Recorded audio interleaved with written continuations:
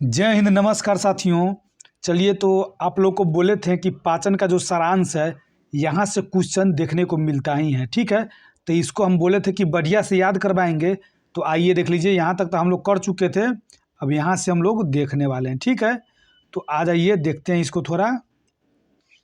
आइए, यह हो गया पाचन का सारांश। ठीक है साथियों, अब देख लीजिए, पहला, दूसरा, तीसरा, चौथा, यह चारों आपको याद रखना है। यह चारों ठो आपको याद रखना। जैसे कि देखिए, आपको जब भी कह दे कि लार अम्लीय होता है, लार जब भी कहते हैं ना कि लार अम्लीय होता है, और जठर रस भी ना अम्लीय ही होता है। ठीक है, और अग्नाशय रस जो क्षारीय होता है और आंतरिक रस क्षारीय होता है। तो पहले इधर आइए, हम आपको याद करवाते हैं। जब भी कहेगा लार, लार कहना कि वो लार अम्लीय होता है। लार जो होता है ना, मुख का जो है ना लार, वह अम्लीय होता है साथियों। ठीक है, तो ध्यान रखिएगा कि लार में कौन कौन सा एंजाइम पाया जाता है। तो लार में देखिए 2 एंजाइम पाया जाता है। आपसे पूछ देगा कौन कौन एंजाइम पाया जाता है, देख लीजिए, टाइलिन और माल्टेज। ध्यान में रखना कि टाइलिन और माल्टेज लार में पाया जाता है। लार में कौन कौन पाया जाता है, टाइलिन और माल्टेज कहाँ, लार में। तो ध्यान में रखना कि अच्छा, लार में कौन, तो दो ठो देख लीजिए, क्या, तो टाइलिन। देख लीजिए टाइलिन, ध्यान में रखना, टाइलिन और माल्टेज। तो ध्यान में आपको क्या रखना है कि देख लीजिए, टाइलिन माने टाई लिया, टाई खरीदा। ठीक है साथियों, ध्यान में रखना है क्या, टाई खरीदा। ठीक है, टाई खरीदा था, टाइलिन और माल्टेज ध्यान में रखना है, टाइलिन और माल्टेज। ठीक है साथियों, ध्यान में रखना टाइलिन और माल्टेज। तो किससे निकलता है, तो लार से। जब भी कहेगा लार से कौन कौन सा एंजाइम निकलता है, तो कहना है कि टाइलिन, यानी टाई जो होता है ना, टाई। तो कहिए कि अच्छा, टाई खरीदे, टाई यानी वही वाला टाई। तो ध्यान में रखना, मुख में टाई और माल्टेज होता है, माल्टोज नहीं साथियों। देख लीजिए यहाँ माल्टेज लिखा हुआ है। ठीक है, माल्टेज लिखा हुआ है। अब आ जाइए, आपसे पूछेगा टाइलिन एंजाइम जो किस भोज्य पदार्थ को किस चीज़ में परिवर्तित कर देता है। तो देख लीजिए, यह मंड को माल्टोज में परिवर्तित करता है। जब भी कहेगा मंड को माल्टोज में कौन परिवर्तित करता था, टाइलिन। अब कहिए कि टाइलिन मंड को किस चीज़ में परिवर्तित करता है, तो मल्टोज में। इस टाइप से क्वेश्चन इसका बनता है साथियों, ये बहुत ही इंपॉर्टेंट है। तो आपको ध्यान में रखना है कि लार में पहले 2 एंजाइम, कौन कौन, तो टाइलिन और माल्टोज नहीं साथियों, माल्टेज। तो ध्यान में रखना है टाइलिन और माल्टेज। ठीक है, अब आ जाइए, अब आपको क्या ध्यान में रखना है कि टाइलिन जो ना, टाइलिन मंड को माल्टोज में परिवर्तित करता है, मंड को माल्टोज में। तो ध्यान में रखना कि वो टाइलिन, तो मंडे, देखिए, यानी मंडे को टाई पहन के जाना है। टाई कब पहन के जाना है आपको, मंडे को जाना है। ठीक है साथियों, तो मंडे को जाना है कहाँ, टाई पहन के। ठीक है, तो ध्यान में रखना कि वो अच्छा, मंड यानी टाई मंडे को पहन के जाएंगे। तो मंड यानी टाइलिन जो ना, मंड को माल्टोज में परिवर्तित करता है। किस चीज़ में साथियों, तो माल्टोज में परिवर्तित करता है। इस तरह से आपको ध्यान में इसको रखना है। अब आ जाइए, अब यहाँ आ जाइए, माल्टेज। जब भी कहेगा ना माल्टेज ना, माल्टोज को ग्लूकोज में परिवर्तित करता है, माल्टोज को ग्लूकोज में परिवर्तित करता है। यह इंपॉर्टेंट सब है, इसको इस तरह से आपको याद करना है पड़ेगा। देख लीजिए, जब भी कह देगा माल्टेज, तो यही माल्टेज को माल्टोज कह देना। टे के यहाँ पर टो खाली सिर्फ यहाँ कहना है, यानी माल्टोज को ग्लूकोज में परिवर्तित कर देगा, ग्लूकोज में परिवर्तित करना है। ठीक है, चलिए, तो अब आगे आ जाइए। क्या है कि जठर रस आपको बताए ही थे। तो देख लीजिए, जठर रस ना, वो भी अम्लीय होता है। जठर रस भी अम्लीय होता है। अब आपको बताए थे, जठर रस में पेप्सिन और रेनिन पाया जाता है। क्या साथियों, जठर रस से ही क्या निकलता है, जठर रस से कौन सा एंजाइम निकलता है, तो कहना कि जठर यानी जहर, यानी कहेगा रे जहर का है, जहर के समान है रे, काहे लिया है पेप्सी। तो कहना कि वो पेप्सिन और रेनिन, यानी कहना कि वो पेप्सिन और रेनिन। ध्यान में रखना है, तो ध्यान में रखना है, पेप्सिन रेनिन कहाँ से रखेगा, कि जहर के समान है। तो कह देगा, आपसे पूछेगा कि जठर रस से कौन सा एंजाइम निकलता है, तो पेप्सिन और रेनिन। या कह देगा पेप्सिन कहाँ से निकलता है, तो जठर रस से। रेनिन कहाँ से निकलता था, जठर रस से। इससे आपको बहुत प्रश्न बनने वाला है साथियों, बहुत प्रश्न बनता है इससे। तो इसको थोड़ा टाइम देके आपको याद करना ही पड़ेगा। देख लीजिए, अब आ जाइए, देख लीजिए, जब भी कहेगा ना पेप्सिन, तो कहना कि वो पेप्सिन प्रोटीन को पेप्टोन्स में चेंज करता है। पेप्सिन, जिसमें भी सीन लगा होगा ना साथियों, जिसमें भी सीन लगा रहा है, देखिए इसका एक याद करने का ये है कि जिसमें भी सीन, जैसे में देख लीजिए, पेप्सिन, ट्रिप्सिन, फिर किधर गया, हाँ, इरेप्सिन, इस सब में जितना सीन सीन लगा हुआ है ना, वो प्रोटीन को कोई दूसरा चीज़ में चेंज करेगा। तो पहले तो वो प्रोटीन को चेंज ही करेगा, वो जितना भी सीन लगा रहा है ना, कहेगा वो प्रोटीन को ही कोई दूसरा चीज़ में चेंज करेगा। तो देख लीजिए, प्रोटीन को कोई दूसरा चीज़ में चेंज करेगा, तो ध्यान में रखना है कि अच्छा पेप्सिन यानी सीन लगा हुआ, तो वो प्रोटीन को किस चीज़ में चेंज करेगा, तो कहना कि वो पेप्सिन जो है ना, पेप्सी, तो पेप्टोन्से में माने पेप्सिए में चेंज करेगा। तो पेप्सिए माने पेप्सी से पेप्टोन्स हो जाएगा, पेप्टोन्स, यानी कहना कि वो पेप्टोन्स टोन्स, ठीक है। ध्यान में रखना है कि वो पेप्सी खरीद के लिया ना, तो टोन छोड़ रहा है, कि जहर का खरीद के लिया, टोन टोन छोड़ रहा है, टोन यानी टोन ना होता है कि यहाँ पे टोन टोन कसेगा कि यार तू जहर खरीद के लिया यार। तो कहना को पेप्सिन, तो सीन जब भी है तो वो प्रोटीन को क्या चीज़ में चेंज करेगा, तो पेप्टोन्स में चेंज करेगा, ठीक है। रेनिन, देख लीजिए रेनिन, तो कहना रे माने होता है ना कि कोई मान लेते किसी को रे बोल दिया, न होता है कि मान लेते थोड़ा माने बुजुर्ग आदमी वो रे बोल दिया, तब देखिए वो जाके उस पर केस कर देगा। रे जब ये कहेगा ना रे, तो रे जब ये कहेगा ना, तो केस कर, उस पर कोई केस कर देगा। यानी ध्यान में रखना है रेनिन, रेनिन का है ना, तो मान लेते कोई माने बुजुर्ग आदमी है और उसको कोई छोटा आदमी रे कह दिया, तो उसको बुजुर्ग आदमी को ना गुस्सा आ गया, वो जाके केस कर दिया। तो कहेगा रे कहा ना, तो केस कर दिया, केस कर दिया, रे कहा ना, तो केस कर दिया, ठीक है साथियों। तो कहना कि वो केस, तो केस से केसिन, ये केस से कैल्शियम, कैल्शियम पैरा केसिनेट, यही केसिन, केसिन को पैरा केसिनेट यानी इधर करना है कि वो जो केस करने गया ना, तो उसका पैर पकड़ के माफ़ी मांग लिया, तब छोड़ दिया। माने पैर पकड़ के माफ़ी मांग लिया, तो पैरा केसिनेट, पैर पकड़ के कहा कि केस नहीं करने के लिए, तो पैरा केसिनेट माने कैल्शियम पैरा केसिनेट, ठीक है। यह दूध में पाया जाता है साथियों, यह ध्यान में आपको रखना है, यह कई बार पूछा हुआ प्रश्न सब है। तो जब भी कह देगा जठर रस से, तो दूगो निकलता है, एगो तो निकलता है जठर रस से कौन, पेप्सिन, तो पेप्सिन प्रोटीन को पेप्टोन्स में चेंज करेगा। लेकिन रेनिन जो है ना, तो रे कहेगा तो केस कर दिया, तो वो कैल्शियम पैराकेसिनेट हो जाएगा, कैल्शियम पैराकेसिनेट, ठीक है। पैर पकड़ लिया था। अब देख लीजिए, अब आ जाइए अग्नाशय रस, जब भी कह दे अग्नाशय, तो अग्नाशय रस माने आग, अग्नाशय रस, अग्नाशय रस, तो ध्यान में रखना है कि वो आग ही के बारे में बात चल रहा है, आग के बारे में बात चल रहा है। तो कहना कि वो आग के बारे में बात चल रहा है ना, तो आग से क्या निकलेगा, ट्रिप्सिन निकलेगा, ट्रिप्सिन, ट्रिप्सिन कहेगा ट्रिप्सिन, तो ध्यान में रखना। अच्छा देख लीजिए तीसरा अग्नाशय, आप तीसरा में पढ़ रहे हैं ना, देख लीजिए तीसरा रैंक में पढ़ रहे हैं, इसमें अग्नाशय, अग्नाशय कैमा रैंक में पढ़ रहे हैं, तो तीसरा रैंक में, तो कहना वो त से तीसरा, त से ट्रिप्सिन, ट्रिप्सिन यानी कहना कि वो इसमें ना 3 गो एंजाइम के बारे में पढ़ना है, माने 1 2 3, ट्रिप्सिन माने 3 गो, जब भी कहेगा अग्नाशय तो कहेगा वो ट्रिप्सिन यानी 3 गो एंजाइम के बारे में पढ़ना है, किस में, अग्नाशय से। तो ध्यान में रखना कि अच्छा ट्रिप्सिन, तो सीन लगा हुआ है ना, तो वो प्रोटीन को चेंज करेगा क्या चीज़ में, पॉलीपेप्टाइड्स में। ध्यान में रखना है ये ट्रिप्सिन और ट्रिप्सिन करना चाह पॉलीपेप्टाइड्स, पॉलीपेप्टाइड्स, ध्यान में रखना पॉलीपेप्टाइड्स क्या है, पॉली, ई छोड़ के आपको नहीं जाना है साथियों, इसको नहीं, थोड़ा आपको डिफिकल्ट लगता होगा, लेकिन यह बहुत ही इंपॉर्टेंट है, बहुत ज़्यादा इंपॉर्टेंट है। आपको थोड़ा गौर से इसको ध्यान करना है, याद करना है।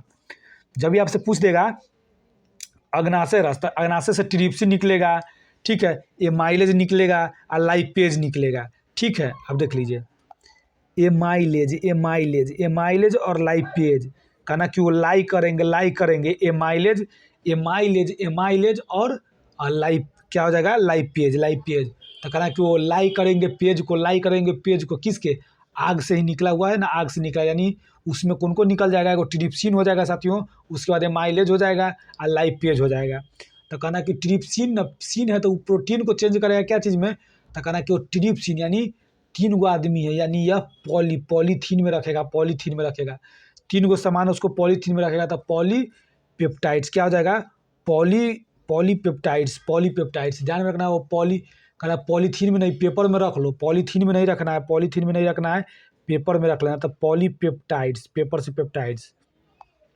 अब आ जाइए, जब भी कह देगा एमाइलेज, तो एमाइलेज कहना कि वो मंड को शर्करा में चेंज करता है, एमाइलेज क्या चीज़ में, एमाइलेज कहना कि वो मंड को शर्करा में।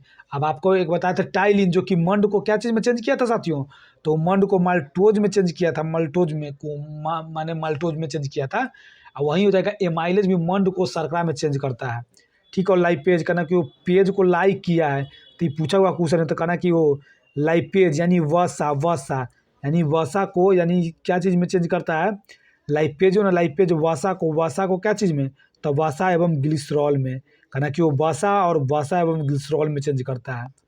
कौन? लाइपेज। कहना कि लाइपेज यानी लाई माने लाई करना है पेज को, क्या चीज़ के पेज को? तो कहना कि वो बस है ना, बस बहुत अच्छा बस बना हुआ है, बस बहुत अच्छा बना हुआ है। तो आपको क्या ध्यान में रखना है कि वो बस अच्छा बना हुआ है, तो लाइपेज यानी लाइपेज देख लीजिए क्या है। लाइपेज को आपको दिखाते हैं कि लाई करना है आपको बस को देखकर, तो वसा, बस से वसा, और यही को फिर उठा के यहाँ रख देंगे वसा और ग्लिसरॉल, यानी कहना कि बस में बैठे थे तो गिलास लेकर बैठे थे, गिलास होता है ना गिलास, तो उसको कहेंगे गिलास लेके बैठे थे, तो गिलास हो जाएगा। ठीक है, लाइपेज के हो जाएगा वसा और ग्लिसरॉल है। ठीक है साथियों, अब आ जाइए, इसमें है आंतरीय, देख लीजिए आंतरीय रस। आंतरीय रस, आंतरीय रस को आपको ध्यान में रखना है कि वो आंतरीय रस ध्यान में रखना है क्या? अंदर से, यानी वो कहना कि वो आंतरीय रस निकलेगा, तो कहना कि वो इरेप्सिन, तो कहना को इरेप्सिन ध्यान में रखना, इरेप्सिन।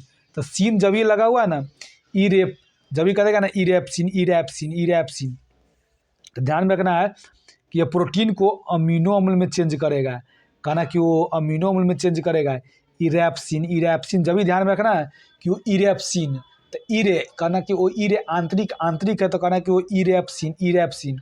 तो इरेप्सिन किस चीज़ में चेंज करेगा साथियों? तो इरेप्सिन आपको चेंज कर देगा, आपको देख लीजिए प्रोटीन को अमीनो अम्ल में चेंज करेगा। ठीक है, अब आ जाइए, देखिए ये जो है ना माल्टेज, तो माल्टेज ना माल्टोज को ग्लूकोज में, तो उधर ऊपर था ना माल्टेज, तो कहना कि वो आंतरिक रस से भी माल्टेज निकलता है, माल्टेज वो क्या कहते हैं वहाँ से भी निकलता है, कहाँ से? तो लार ग्रंथि से। तो जब ये माल्टेज कह देगा तो कहना कि वो माल्टेज, तो माल्टेज के हो जाएगा आपको क्या हो जाएगा? तो ये माल्टेज ना माल्टोज को ग्लूकोज में चेंज करता है। सुक्रोज, ये कहना कि वो सुक्रेज है ना, तो सुक्रोज को ग्लूकोज व फ्रुक्टोज में चेंज करता है, यानी ग्लूकोज अधिकांश में रहेगा साथियों, देख लीजिए सुक्रोज, देख लीजिए सुक्रोज, तो सुक्रोज को ग्लूकोज व फ्रुक्टोज में, यानी कहना कि वो शुक्रवार को फ्रूटी पियेंगे, ग्लूकोज के साथ फ्रूटी पियेंगे, शुक्रवार को ग्लूकोज के साथ फ्रूटी पियेंगे, तो यानी सुक्रोज, ग्लूकोज और फ्रुक्टोज। ठीक है साथियों, अब लैक्टोज, तो लैक्टेज है, तो लैक्टोज को ग्लूकोज व ग्लैक्टोज में चेंज करता है। लैक्टोज को खाली ल को आगे ग लगा देना है, यानी लैक्टेज जो है ना, लैक्टोज को ग्लूकोज और ग्लैक्टोज में चेंज करता है। और लाइपेज था, आपको ऊपर हम बताया था, लाइपेज वसा को माने बस को लाई करेंगे, तो वसा को वसा और क्या कहते हैं ग्लिसरॉल में चेंज करता है। तो इसको आपको ध्यान में रखना है। ठीक है, इसको आपको ध्यान में रखना है। अब उसके बाद आ जाइए इधर, क्या कहते हैं मानव शरीर में पूँछ जो है ना, जब भी कहते हैं कि मानव शरीर में पूँछ बृहदांत्र में संलग्न होता है, ठीक है, तो ये थोड़ा मोड़ा आपको यह ध्यान में रख लेना है। उसके बाद जो इम्पोर्टेंट है आपको उसको ध्यान में रखना। तो इसको ये जो चार्ट है, इसको आपको बढ़िया से पाचन का सारांश वाला जितना भी है ना, इसको बढ़िया से आपको याद कर लेना है, कि यहाँ से 1 नंबर के आप लोगों को क्वेश्चन पूछेगा ही। ठीक है, चलिए अब आ जाइए, इसको थोड़ा देख लीजिए। मानव शरीर में पूँछ जो ना बृहदांत्र में संलग्न होते हैं। ठीक है, तो थोड़ा मोड़ा इसको आपको ध्यान में रख लेना है। लेकिन इधर आ जाइए, यह देख लीजिए परिसंचरण तंत्र, जब भी कहते परिसंचरण तंत्र, यह बहुत ही इंपॉर्टेंट है। ठीक है, तो परिसंचरण तंत्र, रक्त परिसंचरण की खोज ना 1628 में विलियम हार्वे ने किया था। ठीक है साथियों, तो यह 1628 अगर आप नहीं याद रखते तो कोई दिक्कत नहीं, लेकिन यह ध्यान में रखिए कि रक्त परिसंचरण तंत्र ना विलियम हार्वे किया था, यानी कहना कि वो रक्त परिसंचरण माने रक्त को चलाने का काम किया, लेकिन यह हार गया। कौन? रक्त को चलाने की कोशिश किया, लेकिन यह हार गया। तो रक्त परिसंचरण कौन? हार्वे। तो विलियम हार्वे, सिर्फ आप हार्वे याद रखते हैं फिर भी कोई दिक्कत नहीं होगा। ठीक है, अब आ जाइए, देख लीजिए इसके अंतर्गत जो आता है ना, इसके अंतर्गत 4 भाग होता है। रक्त परिसंचरण का मुख्य 4 भाग कौन कौन है, तो ये आपसे पूछ देगा। तो मुख्य 4 भाग, एक आपको हृदय, ठीक है साथियों, और एक धमनी, यानी कहना है कि हृदय, एक धमनी, एक शिरा और एक रुधिर, यह 4 महत्वपूर्ण भाग होता है। आपसे पूछ देगा रक्त परिसंचरण, रक्त माने जो रक्त चलता है, तो कहना कि वो रक्त चल रहा था लेकिन वो हार गया, माने रक्त चलना बंद हो गया। रक्त परिसंचरण माने चल रहा था, कहना कि वो हार गया, रुक गया था, तो हार गया कब? 1628 में। लेकिन ये 1628 आप नहीं याद रखते हैं फिर भी कोई दिक्कत नहीं है। ठीक है, अब देखिए रक्त परिसंचरण का 4 प्रमुख भाग क्या? हृदय, धमनी, शिराएं और रुधिर। ठीक है साथियों, तो इसको आपको यह चारों याद रखना है। अब आ जाइए, यह सब बहुत ही इंपॉर्टेंट है। हृदय यानी हार्ट, ठीक है साथियों। चलिए, यह हृदय आवरण नामक थैली में सुरक्षित रहता है। यह आपको नहीं याद रखना है, सिर्फ आपको इसको ये याद रखना है कि इसका भार 300 ग्राम होता है साथियों, ठीक है।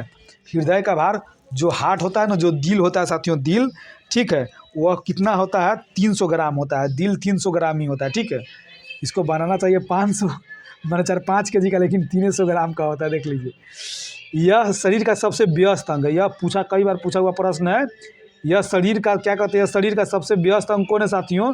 तो हृदय शरीर का सबसे व्यस्त अंग है, सबसे व्यस्त अंग।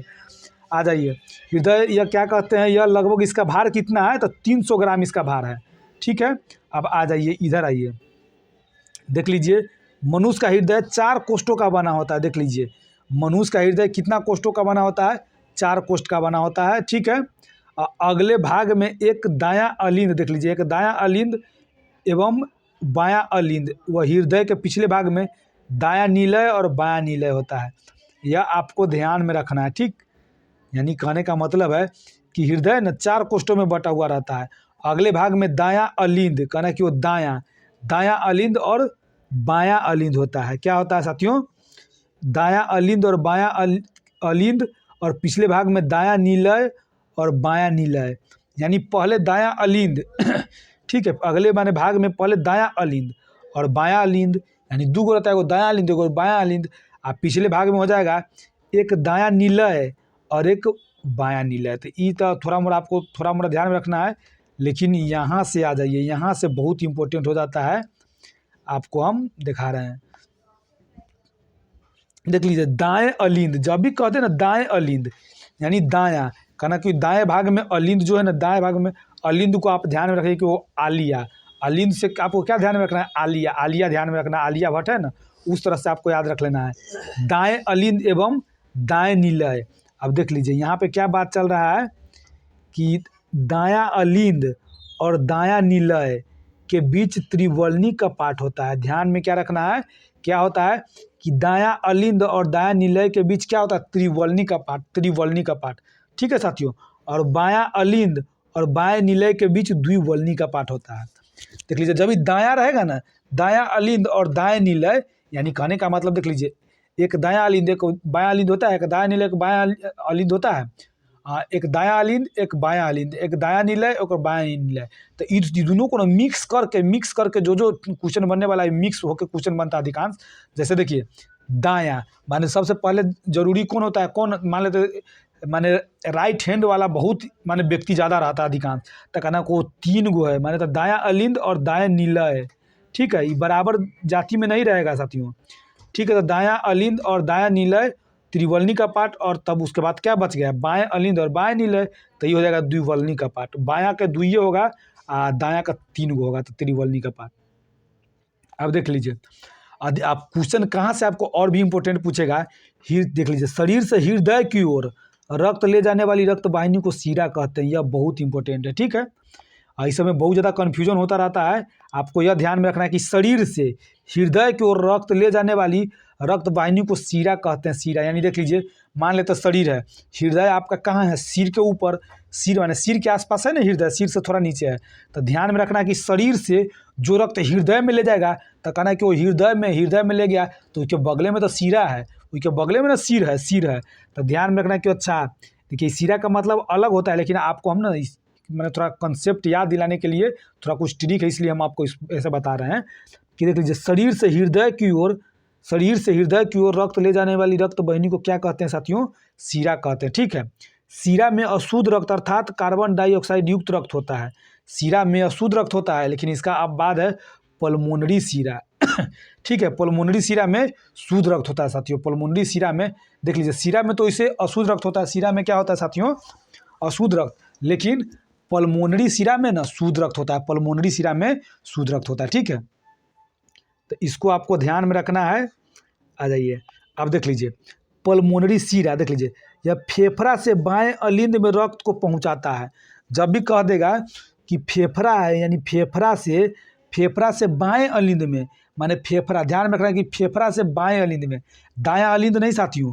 कहना कि वो फेफड़ा से बाएं अलिंद में रक्त को पहुंचाता है कौन? पल्मोनरी शिरा, ठीक है साथियों। पल्मोनरी शिरा में शुद्ध रक्त होता है। चलिए, इसको आपको बढ़िया से याद रख लेना है, क्योंकि यहाँ से क्वेश्चन एकदम बनता ही है। ठीक है, अब आ जाइए इधर,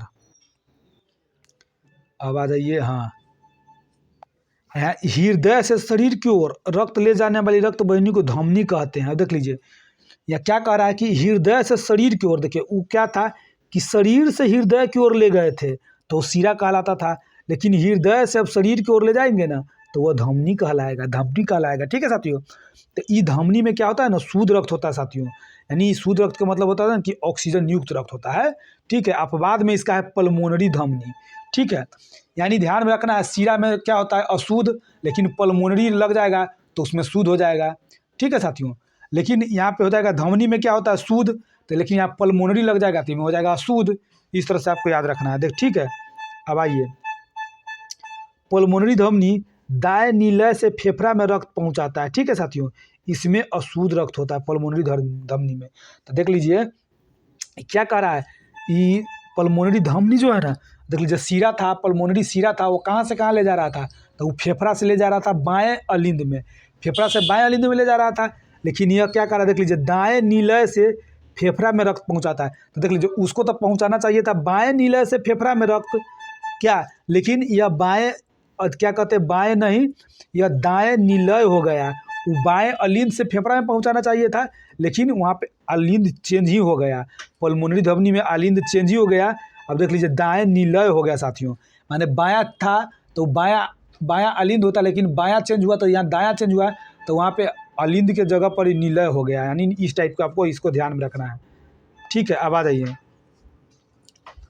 अब आपको हृदय के दाहिने भाग में अशुद्ध रक्त, देख लीजिए हृदय के दाहिने भाग में अशुद्ध रक्त यानी कार्बन डाइऑक्साइड युक्त रक्त एवं बाएं भाग में शुद्ध रक्त यानी ऑक्सीजन युक्त रखता है। देख लीजिए ऑक्सीजन युक्त रक्त रहता है, यानी कहना कि बाएं भाग में ना, बाएं भाग में शुद्ध रक्त होता है, बाएं भाग में हार्ट होता है, दिल होता है बाएं भाग में, तो कहेगा वो दिल एकदम शुद्ध रक्त रखेगा, शुद्ध रक्त रखेगा। तो ध्यान में रखना है कि बाएं भाग में शुद्ध रक्त और दाएं भाग में अशुद्ध रक्त होता है। ठीक है, अब आ जाइए, हृदय की मांसपेशियों को रक्त पहुंचाने वाली वाहिनी को कोरोनरी धमनी कहते हैं। देख लीजिए हृदय की जो मांसपेशियां ना उसको रक्त जो पहुंचाती है, हृदय माने हृदय की कुछ मांसपेशियां है तो उसको जो पहुंचाती है, क्या कहते हैं कि हृदय की मांसपेशियां को रक्त पहुंचाएगी ना, उसको कहेंगे कोरोनरी धमनी। कहना कि वो हृदय के मांसपेशियां को ना, यानी देख लीजिए जिस समय हृदय, कहना कि वो हृदय के जो मांसपेशियां है ना उसको ना क्या कहते हैं, रक्त पहुंचाएगी ना, उसको जो रक्त पहुंचाएगी तो कहना कि वो हृदय के मांसपेशियां को रक्त पहुंचाएगा ना, उसको कोरोना हो जाएगा, कोरोना, यानी कोरोना हो जाएगा। तो कोरोना से क्या हो जाएगा, कोरोनरी धमनी कहना है। क्या कहना है, कोरोनरी धमनी। ठीक है, इसी प्रकार की माने देख लीजिए इसी में कोई प्रकार की रुकावट हो जाता है ना, तो इसी में कोई रुकावट हो जाता है तो हृदय घात होता है, जिसको हार्ट अटैक कहते हैं। किस में, तो देख लीजिए यानी हृदय की मांसपेशियां को रक्त कौन पहुंचाता है, कोरोनरी धमनी। हृदय की मांसपेशियां को कोरोनरी धमनी रक्त पहुंचाता है, लेकिन अगर कोई कारणवश कोरोनरी धमनी रक्त नहीं पहुंचा पाता है, जिसके कारण हार्ट अटैक आ जाता है साथियों। तो यह बहुत ही इंपॉर्टेंट प्रश्न है, आपको इसको ध्यान में रखना है। अब देख लीजिए इसमें आपको कहाँ कहाँ याद रखना है, इसमें आपको पूरा नहीं याद रखना है, हम जितना आपको बता दे रहे हैं ना सिर्फ आपको उतना याद रखना है। देख लीजिए जैसे हृदय में रुधिर के मार्ग, यानी कहने का मतलब ना हृदय में रक्त कहाँ कहाँ कैसे कैसे जाता है। ठीक है साथियों, इसको आपको ध्यान में रखना है। ठीक है, इसको क्या करते हैं, इसको आपको ध्यान में रखना है। तो देख लीजिए शुरुआत कहाँ से होता है, तो हृदय में रुधिर जाने का शुरुआत बायां अलिंद से होता है साथियों। कहाँ से होता है, बायां अलिंद से होता है। ठीक है, उसके बाद बायां नीलय में पहुँचता है। कहाँ कहाँ पहुँचता है, बायां अलिंद से शुरुआत होता है, बायां नीलय में जाता है। यानी हृदय में ना बराबर बराबर जहाँ माने बायां से गया तब बायां से ही जाएगा। तब बायां सबसे पहले बायां में माने हार्ट, दिल है तो दिल में किसको रखे हैं, तो आलिया को रखे हैं। तो कहना क्यों, अच्छा बाएं में ना दिल है तो आलिया को रखेंगे कहाँ, बाएं के दिल में। तो यानी बायां अलिंद, तो उसके बाद बायां नीलय। ठीक है, उसके बाद दैहिक माँ धमनी, विभिन्न धमनी, ये सब नहीं याद रखना है। छोटी धमनी, धमनी कोशिकाएं, ये सब नहीं याद रखना। ठीक है साथियों, उसके बाद आपको क्या याद रखना है, देख लीजिए अंग, अग्र एवं पश्च महाशिरा। ठीक है, अंग जो है ना, अंग के बाद कहाँ जाता है, अंग के बाद अग्र एवं पश्च महाशिरा में जाता है। ठीक है, तो आप इसको भी आपको नहीं ध्यान में रखना है, आपको यहाँ से ध्यान में रखना। देख लीजिए दाहिना अलिंद के बाद रक्त कहाँ जाता है, दाहिने नीलय में जाता है। देख लीजिए वहाँ पहले क्या बोले थे, बायां अलिंद से बायां निलय में जाता है, तो फिर माने जाति समान रहना चाहिए। तो उसके बाद जब दाहिना फिर अलिंद में होगा ना, तो दाहिना निलय में भी होगा। अब यहाँ से देखिए, इसके बाद प्रश्न पूछता है, जब भी कह देगा कि दाएं निलय के बाद कहाँ रक्त पहुँचती है, तो यही पल्मोनरी धमनी में। कहाँ? पल्मोनरी धमनी में साथियों, ठीक है, पल्मोनरी धमनी में, यानी जिसमें अशुद्ध रक्त होता है। पल्मोनरी धमनी में कैसा रक्त होता है? अशुद्ध रक्त होता है, ठीक है। धमनी में शुद्ध होता है, लेकिन पल्मोनरी धमनी में अशुद्ध होता है, तो ध्यान में रखना है। उसके बाद फेफड़ा, उसके बाद पल्मोनरी सीरा, यानी पहले पल्मोनरी धमनी, यानी पहले पल्मोनरी धमनी में जाती है दाहिने निलय से, उसके बाद फेफड़ा में जाती है।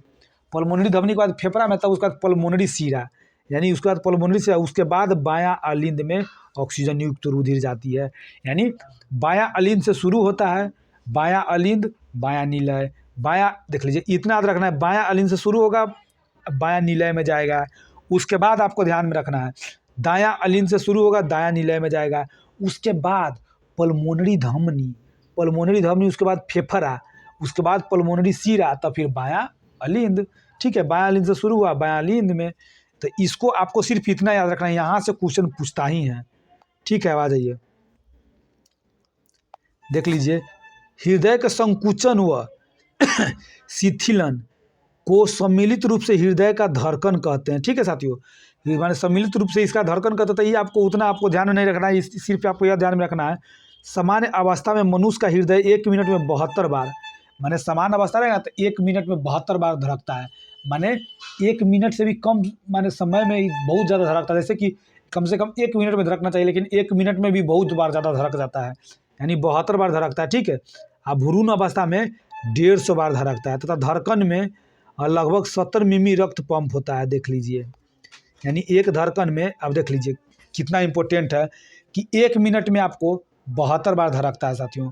1 मिनट में हृदय का 72 बार, भ्रूण अवस्था में 150 बार।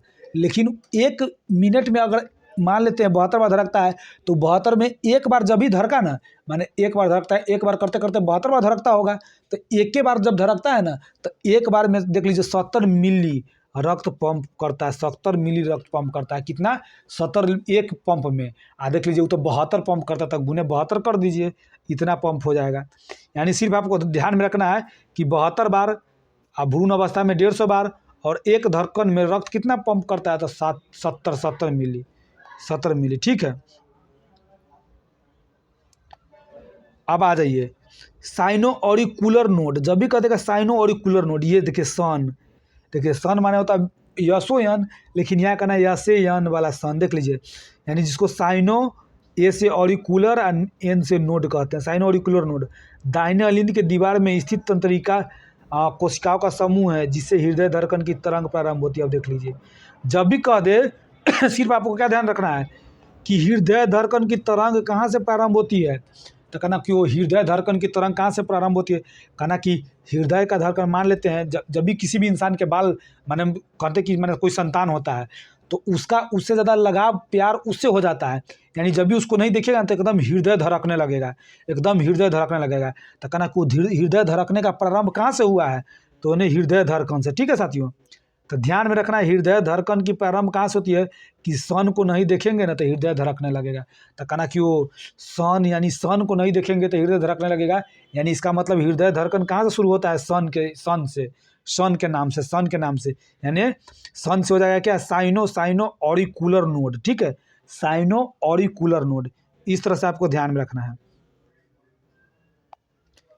सामान्यतः मनुष्य का रक्तदाब, सामान्यतः मनुष्य का रक्तदाब 120/80 mmHg होता है, देख लीजिए। सामान्यतः मनुष्य का रक्तदाब कितना होता है साथियों, तो 100, पहले 120/80 होता है, पहले 120, ये नहीं कि 80, ये ऐसे दे देगा आपको कन्फ्यूजन करने के लिए, पहले 80 आता तब 120, तो वो नहीं, पहले 120 आता तब बट्टे 80, ठीक है, जिसको सिस्टोलिक एवं डायस्टोलिक कहते हैं, सिस्टोलिक डायस्टोलिक। तो ये आपको नहीं याद रखना है, सिर्फ आपको याद रखना है 120/80, ठीक है साथियों। अब आ जाइए, रक्त दाब मापने वाले यंत्र का नाम क्या है, रक्त, जो रक्त दाब होता है ना, रक्त दाब, उसको मापने वाले को क्या कहते हैं, सीस्मो, देख लीजिए, स्फिग्मोमैनोमीटर, स्फिग्मोमैनोमीटर।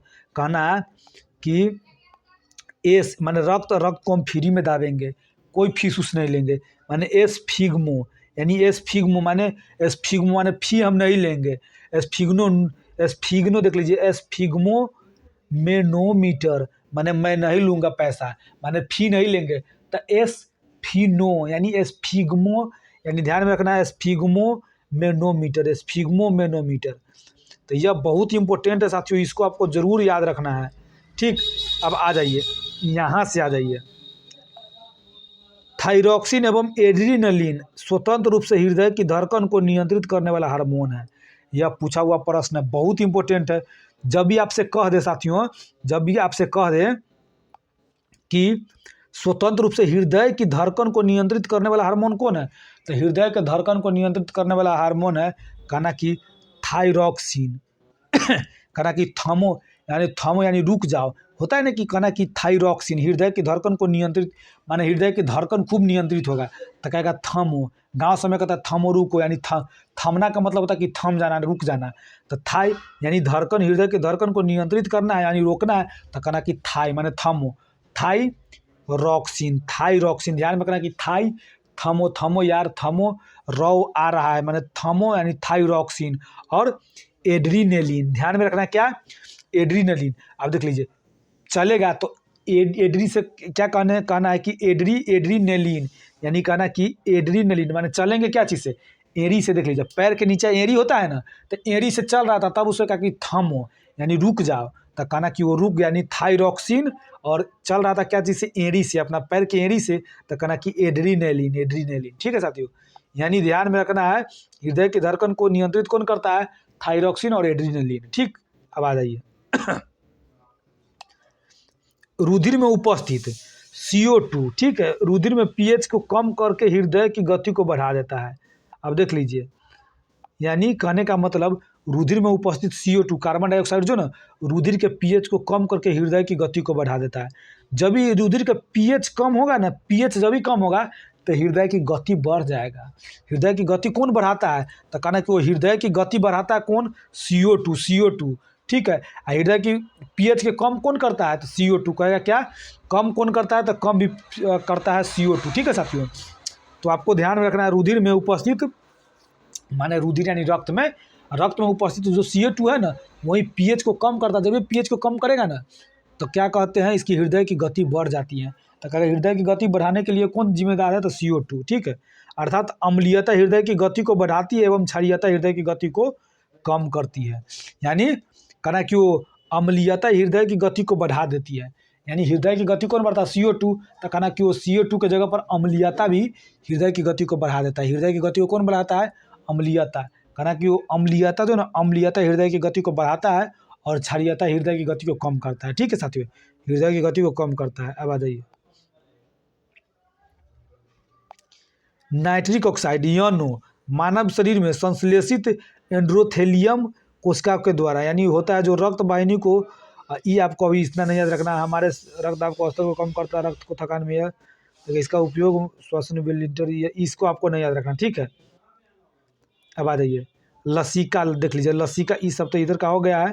लसिका परिसंचरण तंत्र देख लीजिए, लसिका परिसंचरण तंत्र, लसिका परिसंचरण तंत्र देख लीजिए, इसको थोड़ा मोड़ा, विभिन्न ऊतक कोशिकाओं के बीच स्थित अंतरकोशिकीय अवकाशों में पाए जाने वाले हल्के पीले रंग को लसिका कहते हैं, आपको नहीं याद रखना है। ठीक है, थोड़ा मोड़ा देख लीजिए कि लसी का रंग थोड़ा मोड़ा पीला होता तो उसको याद नहीं रखना। ठीक है, लसिका एक प्रकार का द्रव है, इसकी रचना लगभग रक्त प्लाज्मा जैसी होती है। देख लीजिए, ये तनका मन का ध्यान में रख लीजिए कि इसकी रचना किसके जैसा होती है, लसिका। तो देख लीजिए, यह संयोजी ऊतक होता है साथियों, तरल संयोजी ऊतक, रक्त और लसिका बोले थे ना, तो ये रक्त और लसिका दोनों समझ लीजिए को भाई के तरह है, तो एक ही जैसा है। ठीक है, अब आ जाइए, यहाँ देख लीजिए, यह इंपॉर्टेंट है, लसिका में पाई जाने वाली कणिका लिम्फोसाइट कहलाती है। यह इंपॉर्टेंट है, यानी लसिका, तो क्या वो लसी ले लेंगे ना, कहता लसी माने लसी ले लेंगे, तो लिम्फोसाइट कहलाती है। लसिका में पाई जाने वाली कणिका लिम्फोसाइट कहलाती है। ठीक है, यानी ये लसिका जो है ना, या लिम्फोसाइट, तो ये वास्तव में श्वेत रुधिर कणिकाएं होती है। ठीक है, एकदम लिम्फोसाइट तो आपको लोग को बताई थे कि लिम्फोसाइट है ना, ये श्वेत रक्त कणिका होता है, श्वेत रक्त कणिका होता है। ठीक है साथियों, और जो श्वेत रक्त कणिका होगा ना, वो शरीर के प्रतिरक्षा प्रणाली को मजबूत करता है, या शरीर के प्रतिरोधक क्षमता से जुड़ा सबसे महत्वपूर्ण कोशिका होती है। या तो लिम्फोसाइट कह देना है या लसिका, ध्यान में रखना। ठीक है, लसिका ऊतक में हृदय की ओर केवल एक ही दिशा में बहता है। देख लीजिए, यह ध्यान में रखना है। देखिए क्या है कि लसिका जो है ना, लसिका ऊतक से हृदय की ओर केवल एक ही दिशा में बहती है। यानी कहना कि लसिका जो है ना, ऊतक से हृदय की ओर, माने लसिका जो होता है वह सिर्फ हृदय की ओर एक ही दिशा में बहेगा। कहना कि वो लस्सी पीना है तो एक ही दिशा में जाएगा, हृदय के तरफ, हृदय के तरफ। तो ध्यान में रखना, हृदय, हृदय यानी हार्ट के तरफ। ठीक है, अब देख लीजिए, देख लीजिए, यह सब आपको नहीं याद रखना है, ये सब आपको उधरे ऊपर हम बताइए दिए हैं। अब देख लीजिए, इधर आइए। हाँ, लसिका के नोड, जिन्हें लिम्फोनोड कहते हैं, मनुष्य के शरीर में छानने का कार्य करता है। यह आपको ध्यान में रखना है। कहना मनुष्य के शरीर में छानने के काम कौन करता है? तो कहना को लिम्फ नोड। लिम्फ नोड कौन करता है साथियों? Lymph node. ठीक है, लसिका का जो नोड है ना, लसिका का नोड जिन्हें लिम्फ नोड कहते हैं, लसिका का नोड है ना, तो लसिका, लसिका लस, लसिका लस ले लेंगे तो लिम्फ नोड कहते हैं। तो कहना कि अच्छा, यही मनुष्य के शरीर में छानने के कार्य कौन करता है? यही लिम्फ नोड। ठीक है साथियों, यही लिम्फ नोड छानने का कार्य करता है। धूल के कण, जीवाणु, कैंसर कोशिका इत्यादि लिम्फ नोड में फंस जाते हैं। यानी ध्यान में रखना, सीधे मनुष्य के शरीर के छानने का कार्य कौन करता है? तो कहना कि वो छानना खरीद लेंगे, लिम्फ नोड, वही लसिका के नोड जिसे लिम्फ नोड कहते हैं, तो लेंगे कुछ छानने के लिए। ठीक है, अब आ जाइए, लसिका घाव भरने में सहायक होता है। क्या घाव भरने में सहायक कौन होता है? तो लसिका, यह आपको ध्यान में रखना है। ठीक है, अब इसको ई वाला नीचा का आपको नहीं याद रखना है। याद है उत्सर्जन तंत्र, यह बहुत इंपॉर्टेंट है। उत्सर्जन तंत्र आप लोग को करना है साथियों। यानी कहना कि जीवों के ई जो ई है ना, ई आपको नहीं पढ़ना। ठीक है, या साधारणतः उत्सर्जन का नाइट्रोजनी उत्सर्जित पदार्थ जैसे ये सब आपको नहीं है, ये आपको यहाँ ध्यान में रखना है। देख लीजिए, यह इम्पोर्टेंट है कि विभिन्न जंतु एवं उनमें उत्सर्जन, यानी कहता है ना कि विभिन्न जंतु और उसमें उत्सर्जन, उत्सर्जन किसके द्वारा होता है? यानी जो विभिन्न इंपॉर्टेंट जंतु है ना, उसमें उत्सर्जन किसके द्वारा होता है, यह आपको यहाँ पे दिया हुआ है, जो कि हम प्राणी विज्ञान में भी आप लोग को करवाए हैं, लेकिन यहाँ हम आपको बढ़िया से करवाएंगे। ठीक है, देख लीजिए, एक कोशिकीय जंतु में ना उत्सर्जन विसरण के द्वारा होता है, जो कि हम आपको करवाए थे। एक कोशिकीय जंतु का ना कि एक एक आदमी है तो बिसरिए जाएगा, कितने का याद रखेगा उत्सर्जन को? उत्सर्जन को कितना याद रखेगा? एक आदमी है, बिसर जाएगा। तो यानी ध्यान में रखना है, विसरण के द्वारा, एक कोशिकीय जंतु में विसरण के द्वारा। एक कोशिकीय जंतु में किसके द्वारा होता है साथियों? विसरण के द्वारा होता है। ठीक, अब आ जाइए, पोरीफेरा संघ के जंतु में, जब भी कह देंगे ना पोरीफेरा, ये खारे जल में पड़ा रहता है पोरीफेरा जंतु, पोरीफेरा संघ के जंतु, तो ध्यान में रखना, पोरीफेरा संघ के जंतु ना विशिष्ट नलिका तंत्र के द्वारा, विशिष्ट नलिका तंत्र के द्वारा। किसके द्वारा? तो पेरीफोरा संघ के जंतु जब भी कहना पोरीफेरा, तो कहना वो पूरी खा के फिर नल पर पानी पियेंगे, तो विशिष्ट नलिका तंत्र के द्वारा। नलिका खराब पानी में खड़ा करवा दिया था, जो कि खराब पूरी खरीद कर लिया आए थे, तो उसके बाद फिर कहा कि जाओ क्या कहते हैं, नल पर पानी पी लो, तो विशिष्ट कहना कि विशिष्ट नलिका तंत्र द्वारा। ठीक है, सिलेंट्रेट्स जिसको हम लोग सिलेंट्रेटा भी कहते हैं, तो सिलेंट्रेट्स जब भी कहते हैं सिलेंट्रेट, तो कहना कि वो स से सीले, स से सीधे, स से सीले, स से सीधे, स से सीले, स से सीधे, स से सीले, स से सीधे, स से सीले, स से सीले सीधे। ठीक है साथियों, तो ध्यान में रखना, सिलेंट्रेट्स जब भी कहते हैं ना सिलेंट्रेट, तो कहना कि सिलेंट, स से सिलेंट, स से सीधे, यानी सिलेट लेके सीधे स्कूल निकलो, सीधे कोशिकाओं द्वारा, सीधे कोशिकाओं द्वारा। ठीक है, तो ध्यान में रखना, सीधे स्कूल में जाकर क ख ग पढ़ना है, तो सीधे कोशिकाओं के द्वारा, सीधे कोशिकाओं के द्वारा। ठीक, अब आ जाइए, चपटे कृमि में उत्सर्जन ज्वाला कोशिकाओं द्वारा। कहना वो चपटा कृमि, तो कहना वो क्रीम को जला के बनाएंगे, चपटे कृमि जो होगा ना उसको जला के बनाएंगे, तो क्या हो जाएगा? चपटे कृमि। तो चपटे कृमि में उत्सर्जन किसके द्वारा? तो कहना को चपटे कृमि को जला के, तो ज्वाला कोशिका द्वारा। देखिए, एनेलिडा संघ के जंतु में, तो देख लीजिए, एनेलिडा, तो लीड हम आपको बोले थे ना, पार के बनाए थे कि लीड है, तो लीड से हम वृत्त पारेंगे, तो वृत्त से वृक्क। ठीक है, वृत्त से वृक्क पारेंगे। ठीक है, आ जाइए, आर्थ्रोपोडा कहना है कि आर्थ्रोपोडा जो टिड्डी उड्डी सब ना था, तो कहना कि वो मेलपिघियन नलिकाओं द्वारा। कहना वो आर्थ्रोपोडा है ना, उसमें टिड्डी उड्डी सब था, मक्खी की था, कारण कि बहुत मैला होता है, यानी आर्थ्रोपोडा जंग संघ के जो प्रजाति है ना, बहुत मैला होता है, तो ये मैलीपिजियन के द्वारा उसका उत्सर्जन होता है। किसके द्वारा? मैलीपिजियन के द्वारा उसका उत्सर्जन होता है। किसके द्वारा होता है साथियों? तो मैलीपिजियन के द्वारा। ठीक है, मोलास्का में मूत्र अंग द्वारा मोलास्का में मूत्र अंग के द्वारा जो है ना, यही या ब्रीक के द्वारा, यही ब्रीक कहना है कि ब्रीक। ठीक है साथियों, ब्रीक या मूत्र अंग, ब्रीक या मूत्र अंग आप इसको कहना है, मूत्र अंग या ब्रीक मोलास्का के। ठीक है साथियों, मूत्र अंग या ब्रीक। अब देखिए कशेरुकी में, तो कशेरुकी में मुख्यतः ब्रीक के द्वारा ही। तो देख लीजिए, लीड से भी क ना पारेंगे तो कहना वो क, तो क ब्रीत को पहले ब्रीत बना देंगे, वही में क लिख देंगे, तो क यानी कशेरुकी, ये भी ब्रीके के द्वारा होता है। ठीक है साथियों, अब आ जाइए मनुष्य में प्रमुख उत्सर्जी अंग, जो कि प्रमुख उत्सर्जी अंग कौन कौन है साथियों? देखिए उत्सर्जी अंग यानी आपके शरीर में कोई भी माने कोई ऐसा पदार्थ है जिसको उत्सर्जित करके बाहर निकालता है। कौन निकालता है?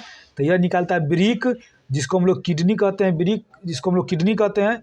उसके बाद त्वचा, यकृत और फेफड़ा, यह प्रमुख उत्सर्जी अंग है। तो जब भी आपसे पूछ लेगा कि प्रमुख उत्सर्जी अंग कौन है, तो प्रमुख उत्सर्जी हो जाएगा एक ब्रीक है साथियों, जिसको किडनी हम लोग कहते हैं। ब्रीक एगो त्वचा, त्वचा से भी मान लेते हैं पसीना उसीना बाहर निकलता ही है। ठीक है, एगो यकृत, लीवर जिसको हम लोग कहेंगे लीवर। ठीक है, और उसके बाद फेफड़ा जिसको हम लोग लंग्स कहते हैं। ठीक है, चलिए, तो आपको क्या ध्यान में रखना है, मनुष्य में प्रमुख उत्सर्जी अंग कौन है? तो कहना कि मनुष्य में प्रमुख उत्सर्जी अंग सबसे पहले तो ब्रीक हम लोग याद रख लेंगे, ब्रीक यानी किडनी। ठीक है साथियों, उसके बाद ब्रीक से क्या हो जाएगा, ब्रीक के बाद आपको याद रखना त्वचा, जिसको स्किन हम लोग कहते हैं। उसके बाद आपको याद रखना है किडनी, जिसको हम लोग लीवर कहते हैं। उसके बाद याद रखना है फेफड़ा। ये चारों प्रमुख उत्सर्जी अंग है, इसको याद रखना है। कि पूछेगा आपसे कि कौन प्रमुख उत्सर्जी अंग है, तो ये दे देगा, जो नहीं रहेगा वो भी दे देगा। तो आपको अपना दिमाग से लगाना कि वो यही चारों सिर्फ उत्सर्जी अंग है। तो आपको ध्यान में रखना है जो जो इम्पोर्टेंट है सो। अब आ जाइए, फिर अब सभी के बारे में एकदम डिटेल्स पढ़ रहे हैं हम लोग। आइए, तो पहले हम लोग ब्रीक माने किडनी के बारे में पढ़ लेते हैं। ठीक है साथियों, यानी मनुष्य एवं अन्य स्तनधारियों में मुख्य उत्सर्जी अंग एक जोड़ा ब्रीक होता है, एक जोड़ा ब्रीक होता है। तो ध्यान में रखना है कि ब्रीक यानी किडनी, यानी मनुष्य में कितना किडनी होता है? एक जोड़ा, यानी दो गो होता है। ठीक है साथियों, कितना? चलिए, तो क्या हम लोग देखे थे कि मनु माने एक जोड़ी, यानी किडनी क्या होता है? दो गो, ब्रीक क्या होता है? दो गो। ठीक है, इसका वजन कितना हो जाएगा? जब भी कहेगा इसका वजन, तो 140 ग्राम होता है साथियों। इसका वजन कितना हो जाता है? 140। दिल का हो जाता है कितना? देख लीजिए, इसका हो जाता है 140 ग्राम, दिल का हो जाता है कितना? हार्ट का था 300 ग्राम, ये 300 ग्राम था हार्ट का। लेकिन ये हार्ट से भी इसका आधा होता है, लेकिन आधा से भी 10 कम, यानी 140 ग्राम होता है। ठीक है, चलिए, इसके न दो भाग होते हैं। बाहरी भाग को कोर्टेक्स कहते हैं, और भीतरी भाग को मेडुला कहते हैं। यानी कहना कि इसका दो भाग होता है। किसका? ब्रीक किडनी का दो भाग होता है। तो बाहरी भाग को कहना कि बाहर है ना, तो उसको कोट में जाएंगे, बाहर कोट में जाएंगे तो कोर्टेक्स। ठीक है, तो कोट में जाएगा तो टेक्स लगेगा, तो कोट मैंने बाहरी भाग को कोर्टेक्स कहते हैं, और जो आंतरिक भाग होता है ना उसको मेडुला कहते हैं, मेडुला। ठीक है, प्रत्येक ब्रीक, देख लीजिए यह सब बहुत इंपॉर्टेंट है, इसीलिए हम पूरा करवा रहे हैं। प्रत्येक ब्रीक लगभग देख लीजिए 1,30,00,000, देख लीजिए 1 2 3 4 5 1,30,00,000 ब्रीक नलिकाओं से मिलकर बना होता है। यानी 1 करोड़, यानी 1.5 करोड़ से 20 कम, यानी 1,30,00,000 से बना होता है, जिसे क्या कहते हैं? नेफ्रॉन कहते हैं। इसको क्या कहते हैं साथियों? इसको नेफ्रॉन कहते हैं। ठीक है, प्रत्येक ब्रीक लगभग 1,30,00,000 ब्रीक नलिकाओं से मिलकर बना होता है। तो इसको क्या कहते हैं हम लोग? नेफ्रॉन कहेंगे। अच्छा, नेफ्रॉन कहेंगे, नेफ्रॉन। इसको आपको ध्यान में रखना है। प्रत्येक ब्रीक अगर 1,30,00,000 नलिकाओं से मिलकर बनता है तो उसको क्या कहते हैं? नेफ्रॉन कहते हैं साथियों। ठीक है, देख लीजिए, ये ब्रीक देख लीजिए, एक ब्रीक कितना से मिलकर, कितना नली से मिलकर बना होता है? 1,30,00,000 साथियों। ठीक है, इसको नेफ्रॉन कहते हैं। नेफ्रॉन ही ब्रीक की कार्यात्मक इकाई है। देख लीजिए, जब ये कहते हैं ब्रीक की कार्यात्मक इकाई, तो कहना वो ब्रीक यानी किडनी के कार्यात्मक इकाई नेफ्रॉन है, यानी नेफ्रॉन ही है। कौन है साथियों? नेफ्रॉन ध्यान में रखिएगा। वो नेफ्रॉन यानी कहेंगे कि कार्यात्मक कार्य करने कहाँ गए? ब्रीक का कार्य करने नेपाल में, तो नेपाल से नेफ्रॉन, ध्यान में रखना। ठीक है, अब आ जाइए, प्रत्येक नेफ्रॉन एक छोटी सी प्यालीनुमा रचना होती है, उसे ही वोमेन संपुट कहते हैं। देख लीजिए, वोमेन संपुट माने नेफ्रॉन को ही हम लोग क्या कहते हैं? वोमेन। कहना कि वो काम करने गया था, माने तो बिरीक का कार्यकर्ता को नेफ्रॉन, और देख लीजिए जो प्रत्येक नेफ्रॉन होता है ना, प्रत्येक नेफ्रॉन छोटी प्याली नुमा संरचना होती है, तो कहना को प्याली नुमा संरचना कौन रहती है, तो वुमेन सब रहती है, वुमेन, तो कहना वुमेन संपुट, वुमेन संपुट, ठीक है। प्रत्येक नेफ्रॉन एक छोटी सी प्याली नुमा रचना होती है जिसे वुमेन संपुट कहते हैं। चलिए, वुमेन संपुट में पतली रुधिर कोशिकाओं को देख लीजिए, वुमेन संपुट में पतली रुधिर कोशिकाओं को कोशिका गुच्छ पाया जाता है, जो ई आपको नहीं याद रखना, ठीक। कोशिका गुच्छ कहते हैं, हाँ ना, सॉरी 1 मिनट, इसको आपको याद रखना है। वुमेन संपुट में पतली रुधिर कोशिकाओं को कोशिका गुच्छ कहते हैं, ठीक है साथियों, कोशिका गुच्छ कहते हैं, ठीक है, कोशिका गुच्छ कहते हैं, तो इसको आपको ध्यान में रखना है, ठीक है। यानी वुमेन संपुट में पतली रुधिर, अब देख लीजिए, सबसे पहले बिरीक में बहुत पतला सा रहता है जिसको नेफ्रॉन कहते हैं, जो 1,30,00,000 है। फिर नेफ्रॉन में भी पतला रहता है, उसको वुमेन संपुट कहते हैं। फिर वुमेन संपुट में भी पतला रहता है, उसको कोशिका गुच्छ कहते हैं साथियों, ठीक है। ग्लोमेरुल्स, इसका इंग्लिश नाम याद रख लीजिएगा, ज़्यादा इंग्लिश नाम ग्लोमेरुल्स कहते हैं, ग्लोमेरुल, ठीक है। देख लीजिए, अब इधर आ जाइए, आपको यह दिखाते हैं, ये चौड़ी धमनी, जो ये नहीं याद रखना है, ये आपको पतली धमनी सब जिसके द्वारा रक्त गुच्छ पे ही नहीं याद रखना है, ठीक है। कोशिकाओं को वुमेन संपुट में पहुंचने की प्रक्रिया को परानिस्पंदन कहते हैं। देख लीजिए, थोड़ा आपको ई देख लीजिए कि ग्लोमेरुल्स की कोशिकाओं से द्रव के छन कर वुमेन संपुट के गुहा में पहुंचने की प्रक्रिया को, कहना कि कोई चीज़ वुमेन संपुट में पहुंचेगा ना, तो कहना कि परानिस्पंदन कहलाता है। यानी वुमेन संपुट में कोई भी ऐसा चीज़ है ना, कोई भी ऐसा चीज़ है जो वुमेन संपुट में पहुंचता है, उसको परानिस्पंदन कहते हैं। क्या कहते हैं? परानिस्पंदन, ठीक है साथियों। ग्लोमेरुल्स यानी कहना कि ग्लोमेरुल्स है ना, यही ग्लोमेरुल्स, देख लीजिए, इसी को हम लोग ग्लोमेरुल्स कहते हैं। देख लीजिए, इसी को जो कोशिका गुच्छ होता है ना, उसी को हम लोग कहते हैं ग्लोमेरुल्स। तो देख लीजिए, इसका इंग्लिश नाम याद रखना है। देख लीजिए, ग्लोमेरुल्स की कोशिकाओं से द्रव के छन कर, माने कोई द्रव है ना, तो ग्लोमेरुल्स की कोशिकाओं से द्रव को छन कर वुमेन संपुट में पहुंचता है ना, तो उसको परानिस्पंदन कहते हैं साथियों। अब देख लीजिए, ब्री का प्रमुख कार्य रक्त के प्लाज्मा को छानकर शुद्ध करना। देख लीजिए, ब्री का मुख्य कार्य रक्त के प्लाज्मा को छानकर शुद्ध करना, ठीक। अर्थात इसमें से अनावश्यक और अनुपयोगी ई जल, यह आपको नहीं याद रखना है। देख लीजिए, ये सब आपको अभी इसको आपको नहीं याद रखना है, ठीक है साथियों, इसको आपको नहीं याद रखना है। अब उसके बाद आगे आ जाइए, ये देखते हैं, ब्री को रुधिर की आपूर्ति अन्य अंगों की तुलना में बहुत अधिक होती है। ब्री को रुधिर की आपूर्ति अन्य अंगों की तुलना में बहुत अधिक होती है। तो ये आपको देखिए, ब्री को रुधिर की आपूर्ति अन्य अंगों की तुलना में बहुत अधिक होती है। तो ये थोड़ा मोड़ा, या आपको उतना भी नहीं करना, ठीक। अरे अब यहाँ आइए, ब्रिक में प्रति मिनट अर्थात 125 मिली, यानी ब्रिक में प्रति मिनट औसतन 125 मिली अर्थात दिन भर में 180 लीटर रक्त निष्पन्द होता है। यानी निष्पन्द का मतलब माने फिल्टराइड, माने साफ होता है, ठीक है साथियों। कहना ब्रिक में प्रति मिनट 125 मिली अर्थात प्रति मिनट का देगा 125 मिली, प्रति मिनट 125, माने कहना कि माने प्रति मिनट रक्त को साफ करेगा ना ब्रिक, तो उसको 125 रुपया मिलेगा। और एक दिन में पूरा करेगा ना 180 लीटर, तो 180 रुपया उसको मिलेगा। 180 रुपया, तो कहना कि वो दिन में 180 और वैसे प्रति मिनट 125, तो कहना कि दिन भर में 180 लीटर रक्त को फिल्टर करता है, ठीक है। इसमें से 1.45 लीटर मूत्र रोजाना बनता है, ठीक है। बाकी निष्पंदन वापस रक्त में अवशोषित हो जाता है। देख लीजिए, तो अगर रक्त को निष्पंदन करता है तो रक्त से देख लीजिए मूत्र बनता है कितना, 1.45 लीटर। तो ध्यान में रखना है कितना बनता है, 1.45 लीटर। काम किया प्रति मिनट, तो 125 रुपया दिए तो 125 हो जाएगा, 125 मिलीलीटर। पूरा दिन भर किया तो 180 रुपया देंगे, तो माने 180 लीटर, ठीक है। कहना है कि मूत्र तो कितना 1.45 लीटर बनता है, ठीक। अब आ जाइए, सामान्य मूत्र में देख लीजिए, यह आपको याद रखना है। तो यूरिया देखिए, जल कितना 95%, लवण 2%, लवण 2% और यूरिया 2.3% होता है, ठीक है साथियों। यूरिया 2.3%, यूरिक अम्ल ना 0.3% होता है। तो आपको सबसे इम्पोर्टेंट रखना याद कि यूरिया कितना होता है, 2.7% होता है। उसके बाद जल 95% होता है। जल कितना होता है साथियों, सामान्य मूत्र में जल 95% होता है, 95, लवण 2%, यूरिया 2.7% होता है। बाकी यूरिक अम्ल जो है 0.3% होता है, ठीक है। अब आ जाइए, मूत्र का रंग हल्का पीला उसमें उपस्थित यूरोक्रोम के कारण होता है।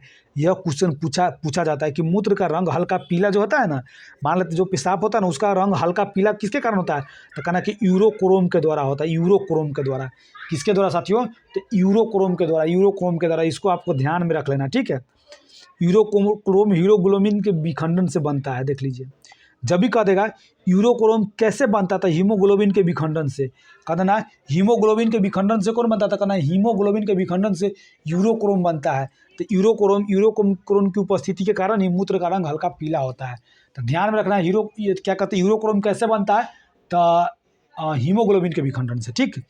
मूत्र का पीएच मान, जिसका पीएच मान 6 होता है, ठीक है। मूत्र एक अम्लीय होता है, क्यों, क्योंकि आपको हम बताए थे कि 7 से कम जिसका हो जाएगा वो अम्लीय हो जाता है, ज़्यादा हो जाएगा क्षारीय हो जाएगा, 7 रहेगा तो उदासीन रहेगा। तो 7 से कम ना 6, तो ये कितना हो जाएगा, रक्त का कितना था साथियों, 7.4 रक्त का था ना, 7.4, इसका 6 है। तो आपको ध्यान रखना मूत्र का कितना होता है, 6, ठीक। अब आ जाइए, अब आपको ब्रिक के द्वारा नाइट्रोजनी पदार्थ के अलावे पेनिसिलिन और कुछ मसालों का भी उत्सर्जन होता है। तो ये आपको नहीं याद रखना, ठीक। इधर आ जाइए, इसको अब इधर आ जाइए, इधर आ जाइए। ब्रीक मानी किडनी ना साथियों बहुत ज़्यादा इंपॉर्टेंट है, वहाँ से क्वेश्चन अधिकांश देखने को मिलता रहता है। कोई कोई ऐसा होगा जो जिसमें नहीं रहता होगा ना, तो लेकिन अधिकांश वहाँ से क्वेश्चन देखने को, मानव अंग में नहीं, यहाँ से बहुत क्वेश्चन देखने को मिलता रहता है। ब्रीक देख लीजिए, आप देख लीजिए, यह क्वेश्चन ब्रीक में बनने वाली पथरी कैल्शियम ऑक्सीलेट का बना होता है।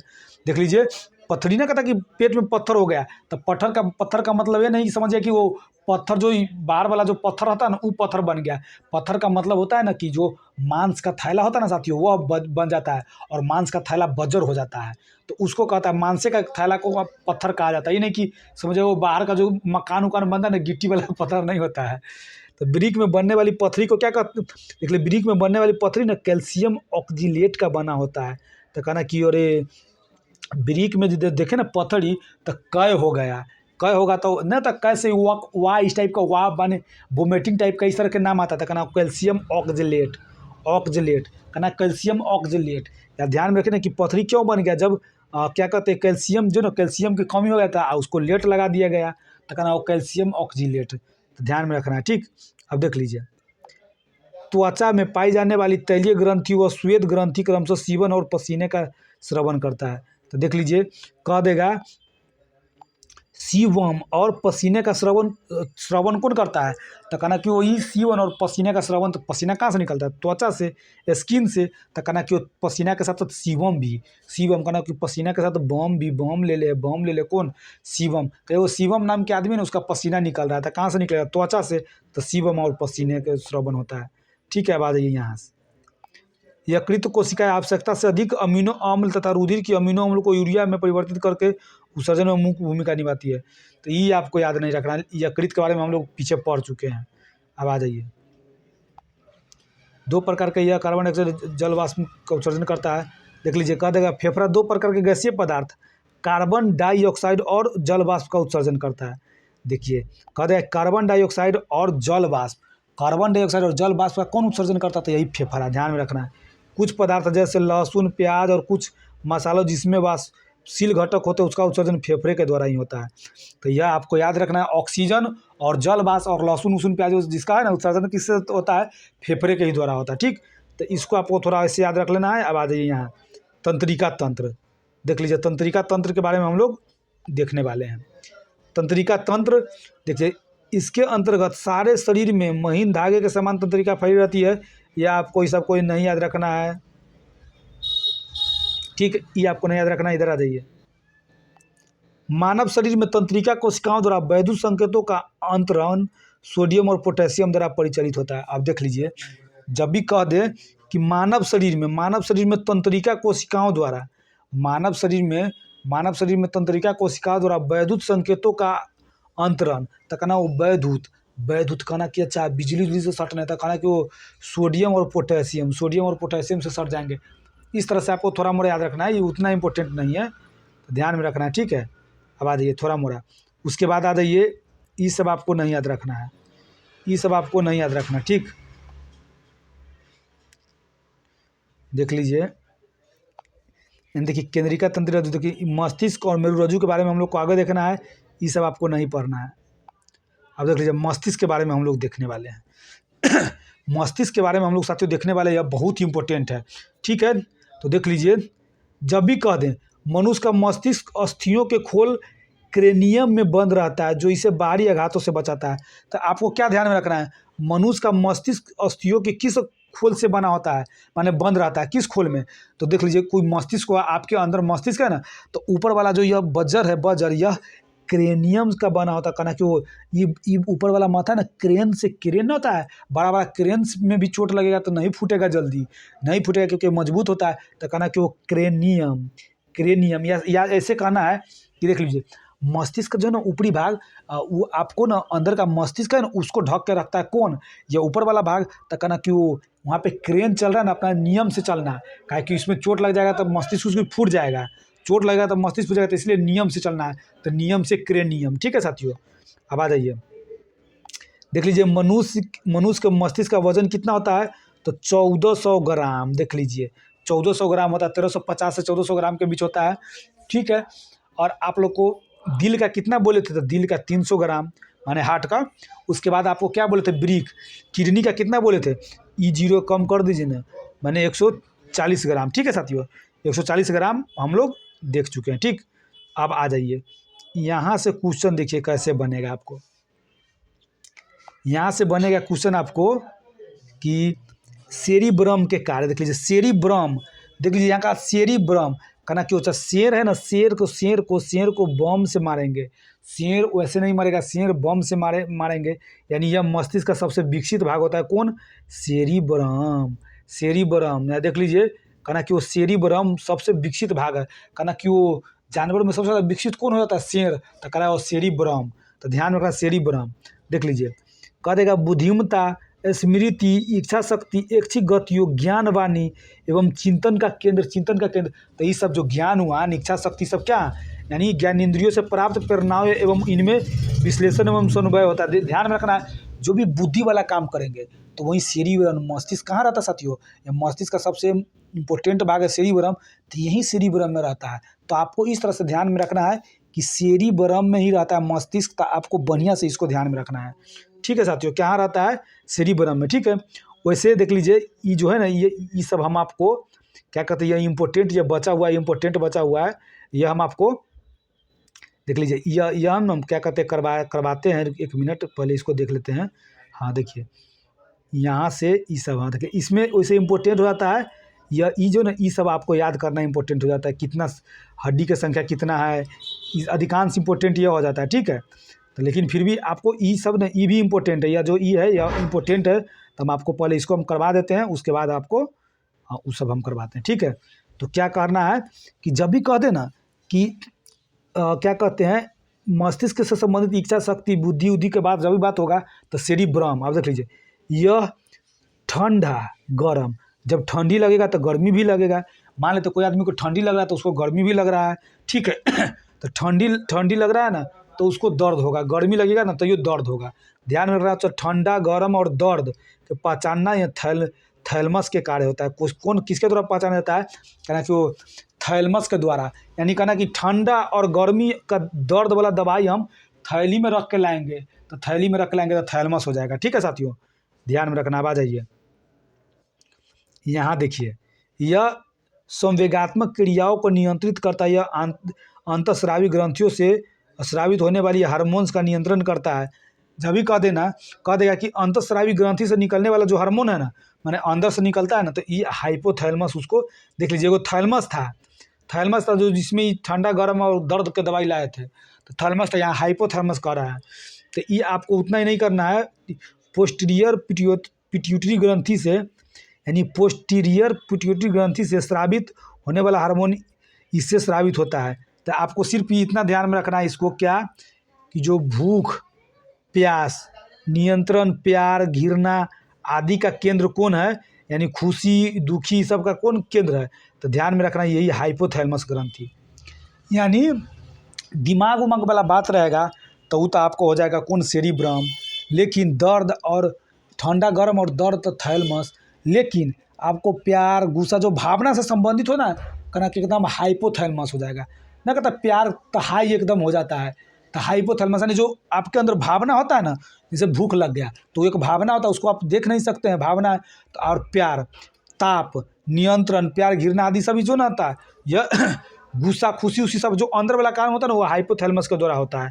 ठीक है, यानी ये अंतःस्रावी ग्रंथि से निकलने वाला हार्मोन, तो यही अंतःस्रावी यानी अंदर वाला जो कारण है हाइपोथैलेमस के द्वारा होता है। ठीक, अब आ जाइए, यह दृष्टि एवं श्रवण शक्ति पर नियंत्रण का केंद्र है। तो देख लीजिए, यह आपको नहीं ध्यान में रखना है। ठीक है, सेरिब्रल, देखिए वो सेरिब्रम था साथियों, ये सेरिब्रल याद रखना है। सेरिब्रल वो था सेरिब्रम, जो मस्तिष्क का अग्रभाग होता है, जो मस्तिष्क का भाग होता है, सॉरी मस्तिष्क का जो वो भाग होता है, उसको क्या कहते हैं, सेरिब्रम कहते हैं, सेरिब्रल है। ठीक है, इसे क्रूरा सेरिब्री भी कहते हैं। क्या कहते हैं इसको, क्रूरा, कहना कि अच्छा सेरिब्रल, ब्रल यानी कहते सेरिब्रम था, लेकिन यहाँ सेरिब्रल ल आ जाएगा ना, तो कहते हैं ये कूड़ा है, कूड़ा कचरा का नाम काहे ले रहा है, तो कूड़ा, सेरिब्रल कूड़ा। ठीक है साथियों, क्रूरा सेरिब्री, यह मस्तिष्क के अन्य भागों को मेरुरज्जु से जोड़ता है। देख लीजिए, जब भी कह देगा मस्तिष्क के अन्य भाग को मेरुरज्जु, देखिए मेरुरज्जु और मस्तिष्क दोनों भाई है, तो कहना कि वो मस्तिष्क और मेरुरज्जु को कौन जोड़ता है, तो सेरिब्रल, कहना कि सेरिब्रल, जो सेरिब्रल हो ना, जो कि जिसे क्रूरा सेरेबी कहते हैं, सेरिब्री, तो कहना कि अच्छा सेरिब्री यानी बीड़ी का बात हो रहा, तो इसलिए इसको कूड़ा कहते हैं, यानी सेरिब्री, सेरिब्रल तो हो जाएगा सेरिब्रल, पेंडिकल है लेकिन सेरिब्रल आपको ध्यान में रखना। ठीक है साथियों, सेरिबेलम देख लीजिए, वो सेरिब्रम था, यहाँ सेरिबेलम, यानी सेरी कहना कि वो सेरिबलम, सेरिबेलम को कह देंगे सेरिबलम, सेरिबलम। यह शरीर का संतुलन बनाए रखता है एवं ऐच्छिक पेशियों को संकुचन में नियंत्रण, यह आंतरिक कान के संतुलन भाग में, ई आपको नहीं ध्यान में रखना है, यानी यह आंतरिक जो है आंतरिक कान के संतुलन भाग से संवेदना ग्रहण, यही सेरिबलम, तो कहना वो बलम वाला, तो ये उसको आपको उतना नहीं ध्यान में रखना है। ठीक, अब आ जाइए, यह देख लीजिए मेडुला ऑब्लोंगेटा, यह बहुत इंपॉर्टेंट है साथियों। मेडुला ऑब्लोंगेटा यह बहुत इंपॉर्टेंट है, यह मस्तिष्क का सबसे पीछे का भाग होता है। जब भी कह देगा मेडुला ऑब्लोंगेटा, जो है ना मेडुला ऑब्लोंगेटा, कहना को मेडुला ऑब्लोंगेटा मस्तिष्क का सबसे पिछले वाला भाग होता है।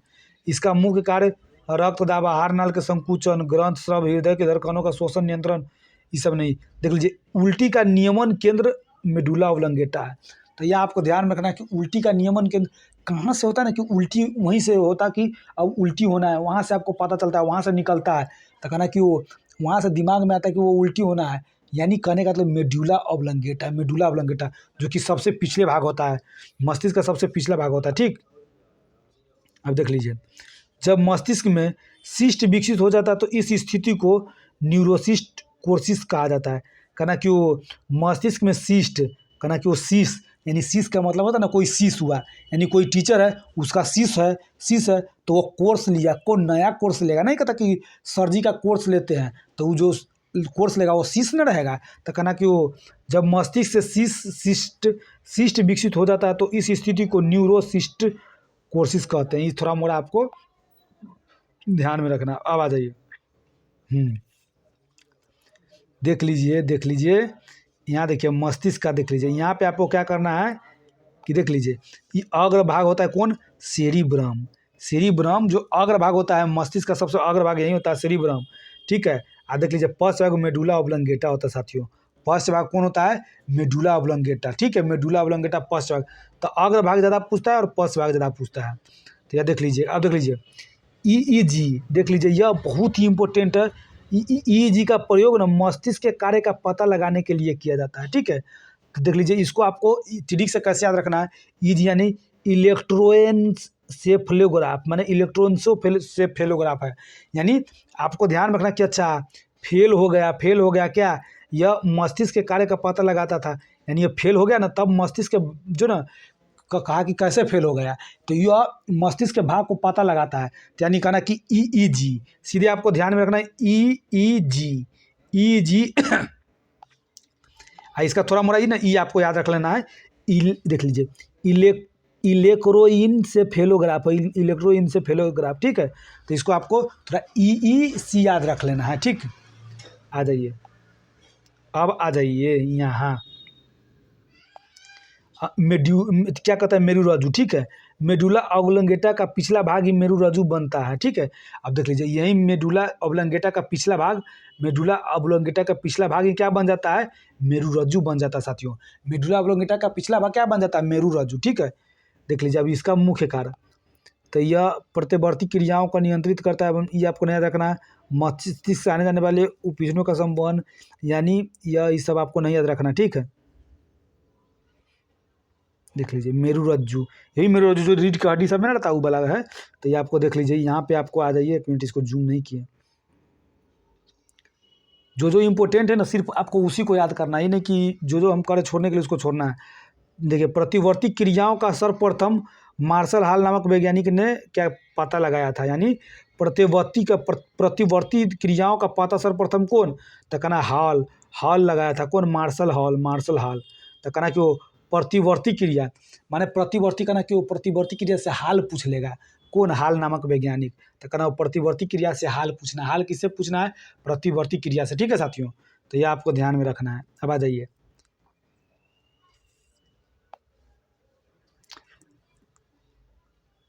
देख लीजिए, ये सब आपको नहीं याद रखना है, ठीक है। ये याद रखना है, मनुष्य में 12 जोड़ी कपाल तंत्रिका और 31 जोड़ी मेरुरज्जु तंत्रिका पाई जाती है। देख लीजिए, मनुष्य में 12 जोड़ी कपाल तंत्रिका, यानी कपाल तंत्रिका कितना, 12 जोड़ी। और देख लीजिए, कहना कि वो 1 2, अब कहना कि वो अब मेरुरज्जु तक, कहना कि 1 2 के बाद कितना होता है, 3। तो फिर कहना 3 4 तक, 4 नहीं, हम 1 लिखेंगे, ठीक है। यानी 12 जोड़ी कपाल और मेरुरज्जु 31 हो जाता है, 31 जोड़ी, ठीक है साथियों। तो यह ध्यान में आपको रखना है। आ जाइए, तंत्रिका ऊतक की इकाई देख लीजिए, तंत्रिका ऊतक की इकाई कौन है, न्यूरॉन या तंत्रिका कोशिका जिसको कहते हैं। तंत्रिका ऊतक की कौन है, तो कहना तंत्रिका ऊतक के न्यूरॉन है, तंत्रिका ऊतक के कौन है, तंत्रिका ऊतक के न्यूरॉन। तो ध्यान में आपको रखना, देख लीजिए, नॉर एड्रीनलिन नामक रासायनिक द्रव न्यूरोट्रांसमीटर पदार्थ है। यानी कह देना कि नॉर एड्रीनल नामक रासायनिक पदार्थ क्या है, न्यूरोट्रांसमीटर पदार्थ है, ठीक है साथियों। क्या है, न्यूरोट्रांसमीटर पदार्थ। तो यह आपको थोड़ा मोड़ा ध्यान रखना है। हमको लगता है ना कुछ एक चीज़ है जो है ना वो छूट गया है, 1 मिनट देखते हैं, आगे नहीं होना चाहिए, ये दिखाते हैं आपको, कुछ चीज़ छूटा है हमको लग रहा है, क्योंकि एक जगह इम्पोर्टेंट चीज़ है हुआ, हमको लगता है कि छूटा हुआ है, दिखाते हैं। त्रिवलनी का पाठ से पहले आपको कुछ छूटा तो ज़रूर लग रहा है, 1 मिनट थोड़ा देख लेते हैं, क्योंकि थोड़ा मोड़ा हमको शक लग रहा है कि कुछ छूटा तो नहीं है।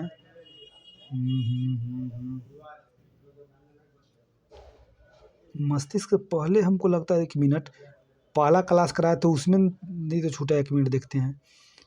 हाँ, ये सब ठीक है, ये सब तो ठीक ही है, यह करवाए थे, ठीक है। इंसुलिन धमनी, यानी ये सब देखते हैं। ठीक है, चलिए, हाँ। न्यूरॉन, 1 मिनट नहीं, ठीक है, छूटा नहीं है। चलिए, तो हम लोग कहाँ तक आ गए थे, हाँ, यहाँ तक देख लीजिए, यहाँ तक हम लोग आ गए थे। तो इसको थोड़ा देखिए कि नॉर एड्रीनलिन नामक रासायनिक द्रव न्यूरो, तो कहना नॉर से न्यूरो, तो न्यूरो ट्रांसमीटर, कहना कि वो ट्रांसमीटर है, कहना नर, तो कहना कि नॉर एड्रीनलिन नामक रासायनिक द्रव, कहना कि नर यानी न्यूरो का नर नहीं है, ट्रांसजेंडर है। तो ट्रांसमीटर, ध्यान रखना, ट्रांसमीटर पदार्थ है, ठीक है। इसका न्यूरॉन होता है, इसका तंत्र की इकाई तंत्रिका ऊतक का, तो ये आपको ध्यान में रखना है। अब देख लीजिए, स्वायत्ता तंत्रिका तंत्र, यह कुछ मस्तिष्क मेरुरज्जु का यह होता है, शरीर के सभी भाग, यह आपको नहीं याद रखना है, ठीक है। हाँ, स्वायत्ता तंत्रिका तंत्र की अवधारणा को सबसे पहले लैंगली ने 1921 में प्रस्तुत किया। तो सिर्फ आपको ध्यान में रखना है, स्वायत्ता को लैंगली लॉन्ग, समझ लो कि वो लैंग को हम लोग कहेंगे वो लॉन्ग, यानी स्वायत्त तंत्रिका को कहते हैं कच्चा, माने भूत प्रेत, माने तंत्रिका को हटाता तो लॉन्ग देता है पढ़ के। तो ध्यान में रखना, अच्छा, स्वायत्ता तंत्रिका को हटाने के लिए स्वायत्ता तंत्रिका के लॉन्ग ली, तो ये ध्यान में सिर्फ रखना है, इसका ही नहीं रखना है, ठीक। अब देख लीजिए, ये सब आपको नहीं याद रखना है, ये सब का कार्य आपको नहीं याद रखना है, ठीक है। ये सब का कार्य आपका नहीं याद रखना, ठीक, ये नहीं याद रखना, ठीक, ये सब आपको नहीं याद रखना है। अब आ जाइए इधर, इधर आइए, 1 मिनट। ये सब भी आपको नहीं याद रखना है, ये सब जो ना, ये सब आपको नहीं याद रखना है, ठीक है। इतना सारा आपको नहीं याद रखना है, नहीं कि सब याद करने लगिएगा। देख लीजिए, ये सब आपको नहीं याद रखना है, ये सब आपको नहीं याद रखना है। अब देख लीजिए, यहाँ से खोपड़ी, यहाँ से इम्पोर्टेंट हो जाता है, यहाँ से साथियों इम्पोर्टेंट हो जाता है। खोपड़ी माने खोपड़ी में कितना कंकाल, कितना अस्थि सब होता है ना, ये हम आपको करवाएंगे। अब ये हम आपको कॉले वाले वीडियो में करवाएंगे, ठीक है साथियों। कॉले वाला में अगर हम चाहेंगे कि इसको जल्दी ख़त्म कर दें, क्योंकि यह थोड़ा है ना, थोड़ा लंबा चैप्टर है साथियों, उसके बाद हम लोग को अब ख़त्म हो जाएगा, ज़्यादा समय नहीं लगेगा। हाँ अच्छा, मेडुला वाला हम ही खोज रहे थे, ये यहाँ पे है, ठीक है साथियों। तो हम लोग ना इसको ख़त्म कर देंगे, कल ना हम इसको ख़त्म कर देंगे, ठीक। तो चलिए आज इतना ही रहने देते हैं, क्योंकि लंबा वीडियो हो जाएगा साथियों। आप लोग को याद भी करना पड़ता है, हम इसे याद करा देते हैं, थोड़ा आप लोग को जो जो इम्पोर्टेंट है उसको याद कर लीजिएगा, ठीक। चलिए साथियों, तो मिलते हैं अगले वीडियो में। जय हिंद।